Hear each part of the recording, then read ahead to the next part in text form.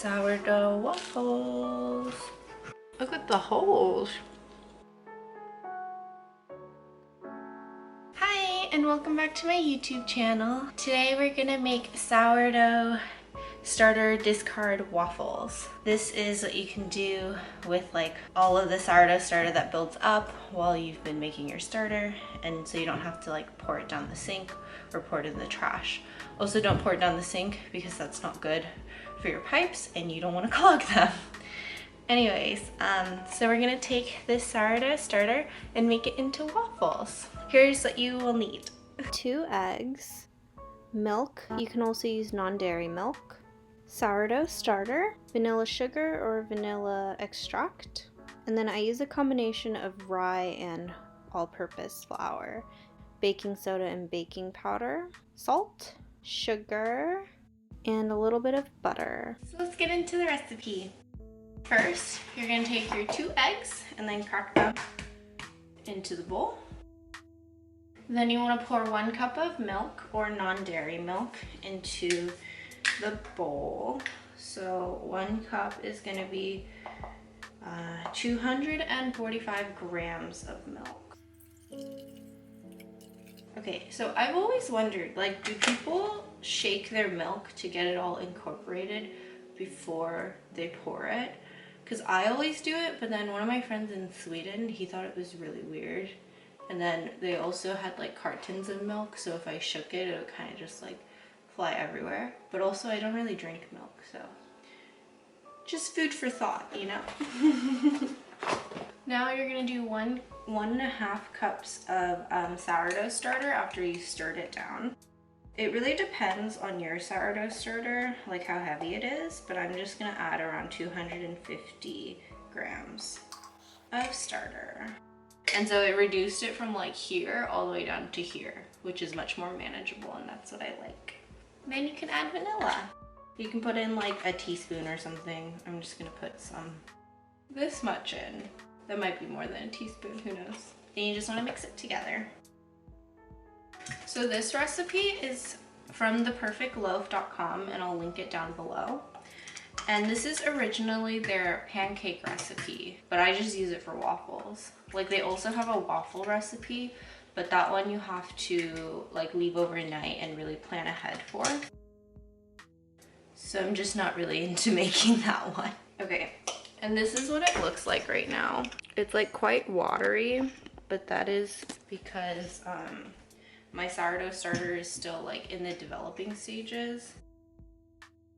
And it's just a little watery, but that's totally fine. So I'm gonna do 180 grams of like all-purpose plus this rye flour. So probably 90 and 90. But if you like just all-purpose or all whole grain flour, like do whatever you like. I like the whole grain because I think it gives it like a better texture. I like things to be not like completely soft. And I've poured way too much flour in. I don't know why I'm ever surprised. I feel like I have to scoop flour out every single time I bake, so be more careful with your measurements and don't be like me. Okay, cool. Now we're at 180. Then you need to add the baking soda and baking powder, sugar and salt. So you need 1 teaspoon each of baking soda and baking powder. So for baking soda, that is 6 grams. And then for baking powder, that is 4 grams. I feel like whenever I am baking and use the scale, like I'll mess up one of the measurements by like pouring too much in, and then the other ones I'll be really careful like pouring in. But if I was just careful in the first place, like maybe then I wouldn't have 2 salty things, or you know, but whatever, it's part of the fun, right? Okay, so I also did a teaspoon of salt, and now I'm gonna do 1/4 cup of sugar, which is 50 grams. And this recipe is not too sweet, like there's only 1/4 cup of sugar in it. And I like that because it gives like kind of the natural sweetness of the flour. And you can also top it with as much maple syrup and butter as you want because it's not that sweet. And who doesn't love butter and maple syrup on their pancakes and waffles? Okay, cool. So now it's all in. I'm just gonna stir it up. And here's what it looks like now. If you look on the surface, there's like lots of bubbles. And that's just the like the yeast reacting to the baking soda and baking powder.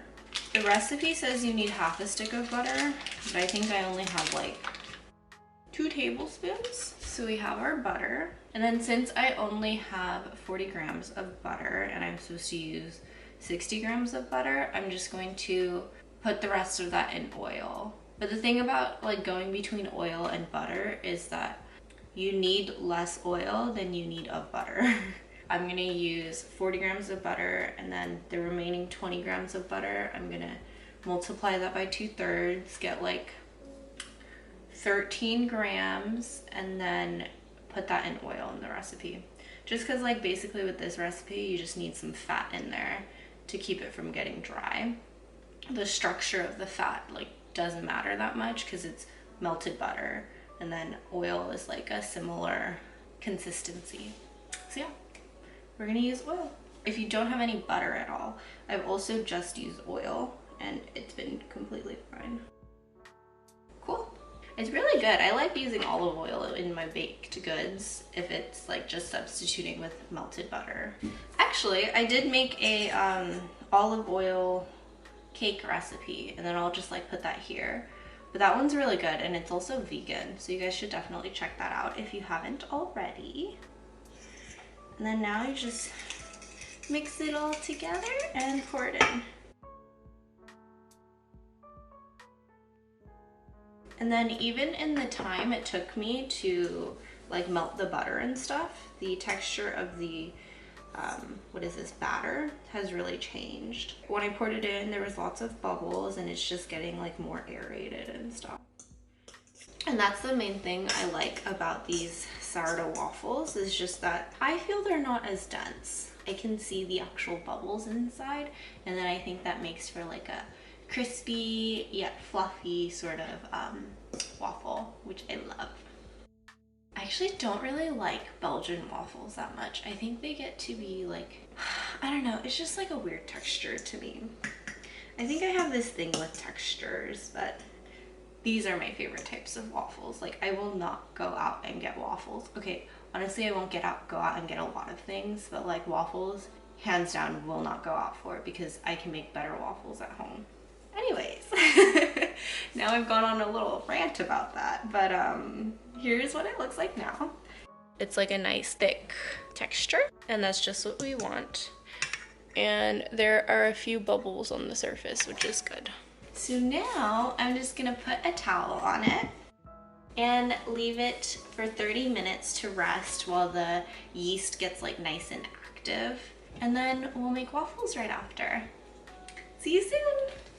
So now we're making the waffles, and we're just gonna wait for this to turn green before putting anything inside.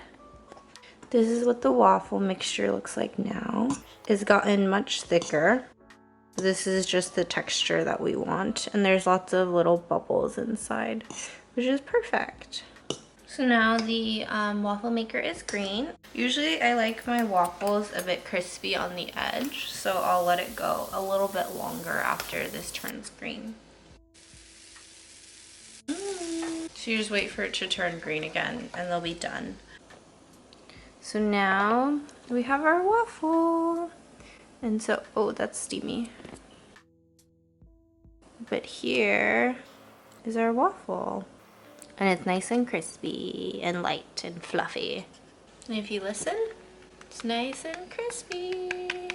So now we're gonna top these. My favorite is a ton of butter. And then you wanna get it into all of the little crevices. Usually I eat them like just one at a time so I can get more butter in, but you know, we'll see. Then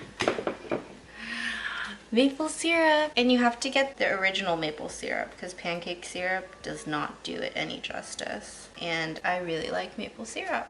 So here it is. And we'll go for the first bite. It's so good. Oh man, I love waffles.